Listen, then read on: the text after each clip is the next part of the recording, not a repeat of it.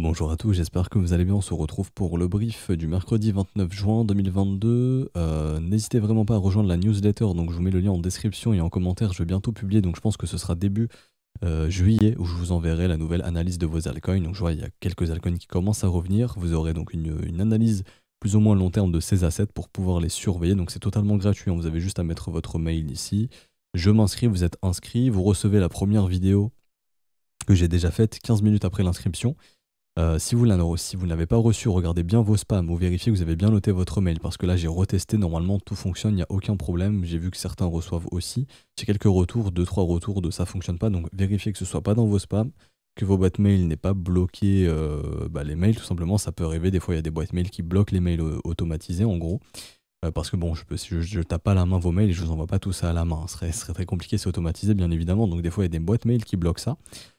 Et aussi vérifier les spams et que vous ayez bien noté votre mail. Et si vraiment vous ne recevez pas, essayez de changer de boîte mail si jamais ça peut des fois faciliter si vraiment votre boîte mail bloque. Moi par exemple j'avais une boîte mail très très ancienne qui bloquait les mails automatisés ou qui mettait beaucoup de temps à les recevoir. Donc des fois j'avais besoin de code que je recevais pas. Enfin c'était la galère. Donc voilà, j'ai déjà connu cette galère, donc ça peut venir de là. Et si jamais je revérifierai ou je verrai s'il n'y a pas un autre truc à faire, mais normalement voilà, pour 99% des gens c'est fonctionnel, donc ça peut venir de la boîte mail. Parenthèse fermée, on s'occupe du Bitcoin aujourd'hui bien évidemment.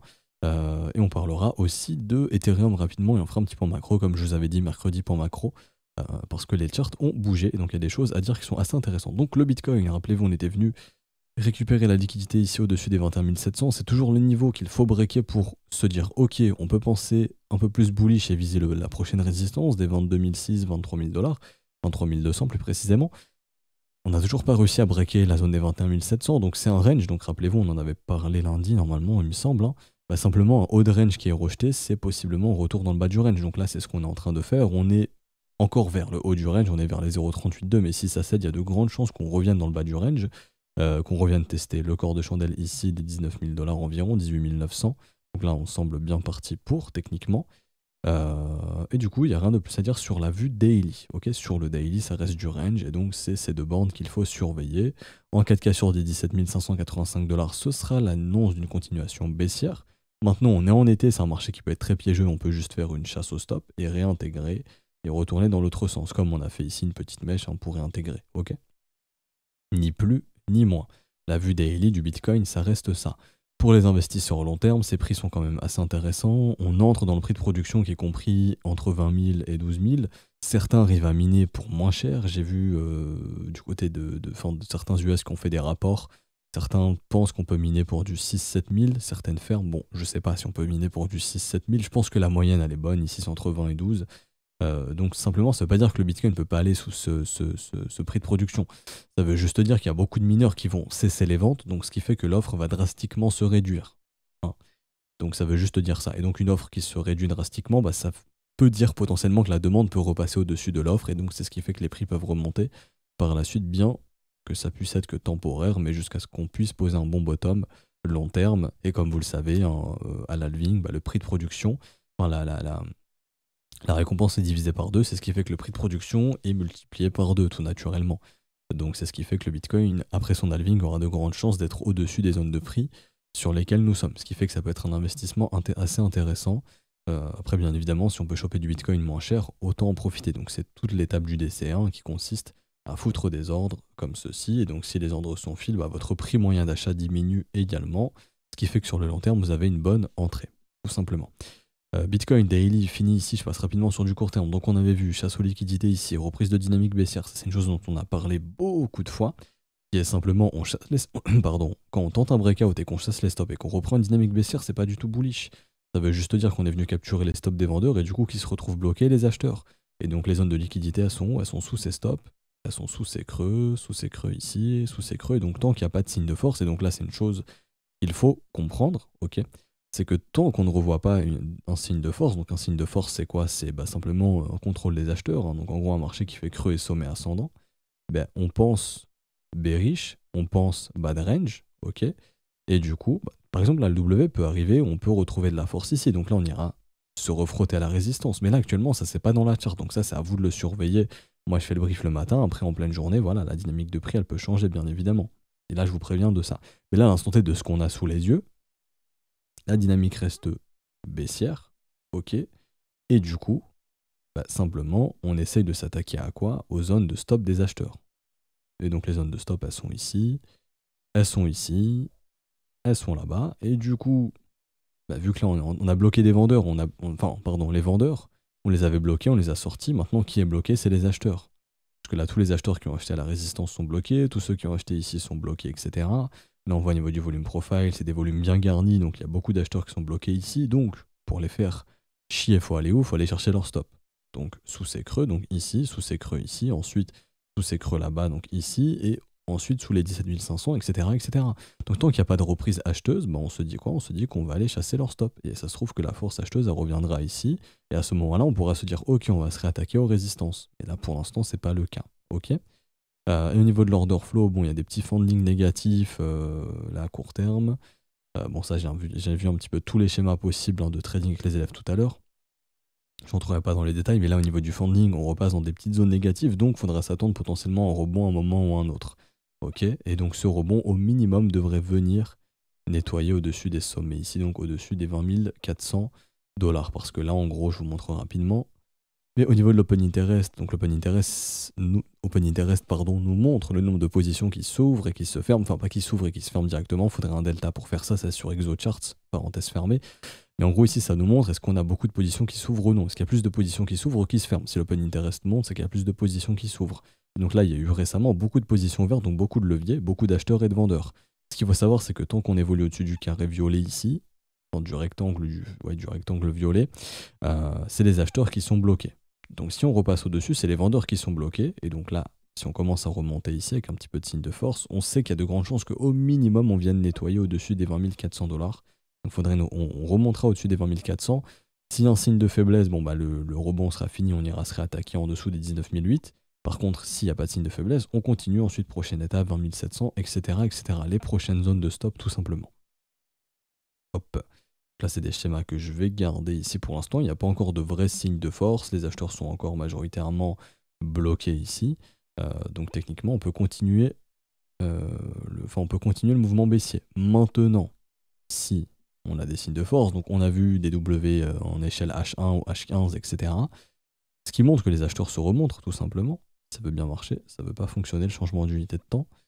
15 minutes, bon ça fonctionne pas, ça reste en 1 heure, bon c'est pas grave. On va venir choper ça sur TradingView qui lui fonctionne. Là par exemple en 1 heure je vois pas de signe de force pour le moment. En H15 pour le moment non plus. On assiste simplement à un petit rebond mais sans plus. Mais si on commence à avoir un développement de prix comme ça, là c'est des signes acheteurs et donc vous savez que cette zone sera nettoyée. Et la prochaine zone bah, c'est plus ou moins là-bas. Ok. Et aussi notre outil de liquidation indique beaucoup de liquidation dans les 21 000. Donc on pourrait aussi venir nettoyer au-dessus de ça. Également, si besoin, donc revenir à nouveau au contact de la résistance qui nous rejette depuis plusieurs jours. Mais là, à l'instant T, il n'y a pas de signe de force gigantesque. On est juste en train de défendre le niveau des 20 000 $. Voilà. J'ai fini ici pour BTC. Rien à dire de plus, honnêtement. Rapidement, au niveau de l'order flow, je reviens dessus. Les ratios longs qui remontent, donc ce qui veut dire que le sentiment bullish est revenu. Les gens essaient de recapturer le dip, donc c'est ce qui pourrait nous ramener dans le bas du range, tout simplement. Voilà, parenthèse fermée sur Bitcoin. Ethereum rapidement. Alors, ETH-USD, non, c'est pas ici. Ça va être ici, donc c'est comme le Bitcoin, on a eu pareil, un chasse aux liquidités des vendeurs, pattern de retournement, baissière, c'est pas bon signe. Pour l'instant, les 0,382 tiennent. Si ça tient, on peut se rediriger vers les résistances. Si ça ne tient pas, on ira probablement vers les 1030 et les 960 $. Et vers ce corps de chandelle, ici, vers les 989. Si tout ça, ça tient, pas de problème, on se redirigera vers le haut du range. Si ça ne tient pas, on ira s'attaquer au bottom des 880. Et s'il ne tient pas, bon bah prochain objectif, tout simplement, ce sera la poursuite au sein du creux dans le volume profile, qui est donc jusqu'aux environs des 690 $, tout simplement. Donc là, on est venu, au niveau de ce creux, il manque ce dernier creux à combler, qui va environ jusqu'à 690 $ ici, dans un premier temps. Il y a d'autres creux en plus bas, mais ça on verra si on y va bien évidemment. Donc Ether ça va très vite, je veux juste aussi revenir sur ETH-BTC, qui est donc ici. On a eu un petit rebond, donc petit W ici. Je tiens à rappeler que la dynamique weekly est baissière, donc faut pas s'attendre à avoir un Ethereum BTC tout cassé. À part si d'un coup il remonte très fortement, mais il y a peu de chances que ça puisse arriver parce qu'on a un sacré top qui s'est formé ici. On a sorti les vendeurs et après on a bloqué les acheteurs, donc là c'est très compliqué. Le premier arrêt était perdu également, donc on sait que Ethereum BTC ne refera pas de nouveau sommet avant quelques temps, et je pense qu'il devrait revenir au moins dans la zone de rechargement. Donc Ether restera faible contre Bitcoin pour les prochaines semaines et prochains mois possiblement. En daily, on a eu petit W, ce qui a permis de faire ce petit rebond, mais là on voit qu'on est déjà en train de refaiblir après le breakout, on commence à revoir des petits M se former, ce qui n'est pas très positif, à part si on regagne vite le sommet. Donc là, de ce qu'on a sous les yeux, Ethereum peut refaiblir contre Bitcoin, et donc si Bitcoin chute, Ether devrait chuter peut-être un petit peu plus fort que lui, tout simplement. Et pour finir, le petit point macro ici, hop, juste ici. Donc au niveau de la macroéconomie, on a le S&P 500 qui pareil, pattern de retournement baissière, c'est pas bon signe, donc une pattern de retournement c'est simple. Ah non, du coup non, j'avais pas vu, on a eu un nouveau sommet. Il n'y a pas vraiment une pattern de retournement baissière ici, mais ça c'est pas bon signe. Le fait d'avoir fait un nouveau sommet, d'avoir complètement bouffé cette bougie, c'est pas très bon signe. C'est pas forcément, enfin c'est pas une pattern de retournement parfaite, mais c'est pas bon signe qu'on ait eu ça. Bon, du coup, ce qu'on fait ici, c'est qu'on va revenir probablement tester ce creux, voir si ça tient. Ok, si ça tient et qu'un W peut se former, on pourra retracer au cours de l'été. Et donc un retracement simple, c'est simplement ici. Ah non, j'ai pas pris le bon template. Oups, bon c'est pas grave. On va revenir ici, non. Voilà, c'est ça. Donc ici, tout simplement, on va revenir tester le creux. Si ça tient, qu'on fait quelque chose comme ça, on peut remonter au moins au premier arrêt, donc ça on en a déjà parlé, 4000 points, 4100 points environ. Et si on rebondit plus, une zone de rechargement de short devient possible entre 4005 et 4300 points. On est en été, les marchés vont être moins liquides, beaucoup de contrats vont expirer, donc littéralement on peut se dire ok, pourquoi pas faire des retracements, etc. Maintenant, poser un bottom en été, j'y crois zéro. Personnellement, j'y crois presque pas du tout. Je pense qu'il y a peu de chances de poser un bottom en été, puisque les marchés sont moins liquides, il y a moins d'institutions qui trade, etc., etc. Bien qu'il y en ait, bien évidemment, les mecs lâchent pas les marchés, au contraire. Mais bon, il y a un peu moins d'activité, ce qui fait que tout naturellement, poser un bottom en été, c'est assez compliqué. Donc le bottom pourrait se poser à l'automne ou en hiver. Et des prix de bottom plus réalisables, plus réalistes, c'est plutôt vers le premier arrêt du mouvement entier, donc environ les 3200 points, donc ce qui veut dire qu'on en est potentiellement encore un petit peu loin, qu'on pourrait encore dip un petit peu de temps pour poser un bottom cet hiver, pourquoi pas. Mais bon, actuellement on est en été, donc c'est ce qui fait que du retracement est possible sans pour autant que ce soit le bottom définitif. Donc là on est en train de redéclencher bearish et donc de se réattaquer au creux et on verra si les creux tiennent ou non. Si les creux ne tiennent pas, c'est direction baissière et donc le Bitcoin peut suivre bien évidemment. C'est pour ça que le S&P 500 est hyper important à surveiller et on n'a pas encore de vrais signes de bottom sur le S&P 500. On a d'ailleurs la BCE qui va parler aujourd'hui. On verra bien ce qu'il en est, est-ce qu'ils vont revenir sur la politique monétaire, enfin on verra un petit peu tout ce qu'il en est, voir si ça peut agiter les marchés, mais je pense que honnêtement on s'en fout de la BCE, à part du côté du dollar index, mais je pense que les indices US on en ont rien à foutre, et ils en ont rien à foutre. Donc bon, ça reste à voir, surtout pour le dollar index. Si le dollar index dump, à voir si les indices pourraient remonter, mais sinon je pense qu'on s'en fout un petit peu de ce que dira la BCE, et sinon ça n'a pas trop bougé d'un point de vue macro, jusque là on réattaque potentiellement les creux, donc à voir si ça tient. Et encore une fois, on en a parlé, en weekly on a une pattern de retournement, donc tant qu'on évolue au-dessus du plus bas précédent, on peut essayer de penser bullish en weekly pour un retracement plus profond. Par contre, si on perd les 3640, là il n'y a plus rien de bullish et c'est continuation baissière. Donc tout ça, ça sera à surveiller également. Et du coup, bon allez, je vous fais EGLD parce que je devais le faire, enfin je devais refaire une petite analyse d'alcoin, j'en ai pas fait depuis quelques temps, et donc voilà, on parle de GLD aujourd'hui. Alors, pour faire très simple, EGLD, bon, la localisation est très très correcte, ok. On a une bonne localisation, c'est-à-dire que quand on regarde en termes de retracement, on est sur des 88,6 environ de mémoire, ou peut-être un petit peu plus bas maintenant. Donc, ce qui est en termes de retracement, c'est très intéressant. Là, je vais passer en log juste pour pouvoir bien capturer le bottom, pour bien tracer mon fib. Hop. Donc, bon, là, je repasse en linéaire. On est un petit peu en dessous des 88,6, donc en termes de localisation, c'est super, ok. Maintenant, c'est un asset qui a beaucoup performé, donc si on passe sur du logarithmique, on voit qu'on peut être encore assez haut. Vous voyez, il y a encore de la marge. Tout ça, c'est une zone dans laquelle, techniquement, on n'a pas fait de big support. On avait un bon support ici sur EGLD, ok, qui a cédé pour le coup. Enfin, attendez, l'aimant, il a fait de la merde ici. Voilà, le support, il est plutôt par là. Donc, on voit qu'on l'a cassé, qu'on évolue dessous et qu'on a rejeté. Donc, c'est ce qui fait que ça redevient une résistance. Si vraiment ici ça rejette, que c'est un simple rebond et qu'on perd le creux ici, le prochain fort support, il est où? Bah, techniquement, il est là, mais moi je dirais plutôt qu'il est en gros ici, et on en a un intermédiaire ici. Donc c'est la zone des 20-27 dollars, en gros, pour faire très simple. Ok, on a aussi un support intermédiaire ici, mais il n'est pas hyper puissant celui-ci. Moi je pense que c'est vraiment cette zone, en tout cas en logarithmique, on voit que cette zone a bien été travaillée et qu'on a de l'intérêt. On voit aussi au niveau du volume profile hein, qu'on a un bon gros volume. Ok, c'est la deuxième zone de volume historiquement sur EGLD, donc c'est une zone hyper importante, la zone des 20-27. Pour un mec qui fait du DCA, ça peut s'acheter. Ok, glisser des petits ordres, c'est plutôt intéressant. Maintenant, on voit que si cette zone, elle cède, ben, techniquement, il y a un creux en fait au niveau du volume profile. Donc là, je vais augmenter la précision du volume profile. Oups, ça on s'en fout. Je vais augmenter la précision du volume profile. Donc ici, on va passer sur du 1500, je pense. On a besoin d'une grosse précision. On va attendre que ça charge. Voilà.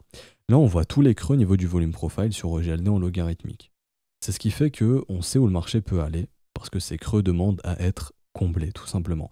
Ils peuvent ne pas être comblés, mais en gros, ce qu'il faut savoir, je rentrerai pas beaucoup dans les détails parce que j'ai fait des cours là-dessus au niveau de l'école, mais pour faire simple, un creux, c'est une zone dans laquelle on peut capturer beaucoup de liquidité entre une résistance et un support, tout simplement. Donc, cette zone serait hyper intéressante pour capturer de la liquidité, donc si le support ne tient pas, EGLD entre 14 et 20 dollars, c'est un bon prix. Et sinon, il y a un dernier creux, et là on le voit, hein, au niveau du volume profile, c'est entre les 12 et les 10 dollars. Également, ça serait revenir tester la zone qu'on n'est pas revenu tester sur EGLD ici. On a eu un breakout de cette zone, donc on a fait les structures, les W, les machins, mais on n'est jamais venu retester cette zone de breakout. Ça, pareil, le marché le garde en mémoire, et c'est ce qui fait que justement, on a un creux au niveau du volume profile, parce qu'on n'y est pas revenu. Ça veut pas dire qu'on va y revenir absolument, je dis pas qu'on va y revenir absolument, mais en gros, ce qu'il faut garder en mémoire, où est-ce qu'elle est? Voilà, là, mon template wake of check. C'est ce qui fait en fait que tout simplement on a un gros creux dans le volume profile et que ça c'est une superbe zone entre 10 et 12 dollars pour capturer beaucoup de liquidité. Ok, donc c'est ce qui fait que ce sera un excellent prix. Je sais pas si on va aller à 10 dollars, là on peut se dire non mais il est complètement fou, on est à 51, ça ferait une chute encore de plus de 90%, ce serait juste énorme, etc. Enfin 80%. Oui, c'est une grosse chute, bien évidemment. Donc je sais pas si on va y aller. Mais en tout cas, si vous faites du DCA, dites-vous que ça coûte rien en fait, tant que le marché se retourne pas, et pour l'instant il s'est pas retourné au GLD, bah, simplement de se dire ok, je garde du cash pour acheter dans ce creux et je garde du cash pour acheter dans ce creux si jamais on y vient. Si on y vient, c'est jackpot pour vous. Si vous croyez au GLD et qu'on vous propose du 10 dollars, c'est juste exceptionnel. Ça voudrait pas forcément dire que le projet est mort, loin de là. Hein. On a beaucoup qui disent que si on descend autant, c'est que le projet est mort. Non. Par exemple, l'Ethereum, il est passé de 1400 à 80 dollars. Ça l'a pas empêché de regagner les 4000 2-3 ans après. Faut penser comme ça. Okay, comme un Solana qui est monté à jusqu'à 250, qui actuellement est à combien? 30 ou 40 dollars, si je dis pas de conneries, 40 dollars il me semble. Ben, pour autant, il est pas mort. Il peut descendre à 10, à 5 dollars, et pour autant, il serait pas mort. Faut se rappeler, faut se mettre en tête que EGLD, il y a encore 2 ans en arrière, il coûtait 7 dollars. Ok, et qu'entre temps, il est monté à 400, 485, et que là, il est redescendu à 51. Et quand on regarde en logarithmique, ben, en fait, on a retracé en logarithmique la moitié du mouvement. Par exemple, si là je mettais un fib en logarithmique, ce qui est possible de faire sur TradingView, bah on a retracé environ la moitié du mouvement logarithmique. On est bientôt dans la zone de rechargement logarithmique qui est entre 15 dollars et 31 dollars. Bon, après, si je rajoute 0,886, là ça sera un retracement très agressif. Hein. Mais là, pour le coup, bon, c'est aux environs des 10 dollars. Mais déjà, une zone de rechargement logarithmique, c'est généralement une bonne entrée. Et là, bon, on a quelques creux qui tombent au sein de cette zone de rechargement. On a aussi un creux ici qu'on n'est pas non plus venu chercher. Ça, je vais vous montrer également. Tac. On va plutôt mettre ça, je préfère. Hop. Et vous voyez ici, on a un petit creux là entre grosso modo 35 et 25 dollars. On n'y est pas encore venu. On en a un autre. Bon, celui-là, je vous l'ai dit, hein, entre 20 et grosso modo 14. Et le dernier, entre 12 et 10. Il faut savoir que ces creux sont vraiment d'excellente localisation, mais encore une fois, on ne sait pas si le marché va y aller. Ok, mais si on y va, vous avez vraiment de très très bonnes localisations. Et tant que je ne verrai pas de bottom se poser, parce que là, si je passe en weekly, bah, vous voyez bien que ce marché s'est retourné. Hein. Ici, le top, le M, on peut même y voir potentiellement épaule, tête, épaule, cassure de ligne de cou ici. Tac, je vais y arriver, qui est oblique. Plutôt prendre la trendline ici, sera plus simple. Voilà, donc techniquement, ce marché a posé un top. Et donc là, on est en train de retracer. Vous voyez, ici, il y a zéro support. Donc ce support, va falloir le construire, va falloir construire le bottom, ça peut mettre du temps. Le jour où on voit ça, ok, EGLD se retourne, et vous avez un asset qui se reprend sur le long terme et qui pourra peut-être aller chercher de nouveaux ATH. Ça, il n'y a pas de problème. Mais là, à l'instant T, la dynamique reste baissière, on n'a aucun signe de bottom ici, donc on ne peut pas penser hyper bullish. On voit qu'on a surtout posé un sacré top ici. Donc voilà, tant qu'on n'aura pas un bon bottom comme ceci, comme j'ai dessiné, ce sera compliqué de repenser bullish sur EGLD. Et c'est ce qui fait qu'on met son ego de côté, on se dit pas qu'on peut pas atteindre ce genre de prix où le projet est mort. Nous, on regarde l'analyse technique, ok. Le prix, il était à grosso modo 5 $ il y a 2 ans en arrière. On est monté jusqu'à 500 $ même, plus de 500 $. Maintenant, on retrace. On a déjà perdu 90% de valeur, mais en logarithmique, on voit que y a encore de la marge, tout simplement. On voit qu'on a cassé ce support, que pour l'instant, il fait résistance, qu'on a rejeté. Donc, c'est ce qui fait qu'on pourrait justement aller chercher les prochaines zones de support et aussi les creux. Et le volume profile nous dit qu'on a un bon support entre 26 et 20. Et eux, les creux, nous disent que, ok, des gros qui veulent capturer la liquidité, ça peut se faire entre 14 et 20, et ça peut aussi se faire entre 9 et 12 $. Je sais pas si on va y aller encore une fois, et je finirai là-dessus, je sais pas. Mais ça vaut le coup, si on est en mode DCA, de se dire, ok, je mets mon ego de côté, et ok, je vais faire attention, si le prix vient, j'aurai une superbe opportunité d'achat, tout simplement. Ok? Donc voilà, je voulais revenir là-dessus aujourd'hui. Donc j'espère que cette petite analyse vous aura plu. Ok, on va s'arrêter ici pour aujourd'hui. Si c'est le cas, n'hésitez pas à laisser un petit pouce bleu, vous abonner si ce n'est pas déjà fait, à nous rejoindre sur Discord, c'est totalement gratuit, je vous mets le lien en description et en commentaire, vous y avez des ressources gratuites. Également, si vous souhaitez rejoindre l'école à ce stade du mois, c'est exclusivement via les modalités crypto, via Patreon, il faudra attendre vendredi 1er, je vous ferai un rappel bien évidemment le vendredi 1er. Si d'ici là le marché n'évolue pas trop, je ferai le prochain brief vendredi, donc jeudi il n'y aura probablement pas de brief. Si jamais le marché bouge, je ferai un brief demain bien évidemment, ça dépendra exclusivement du marché.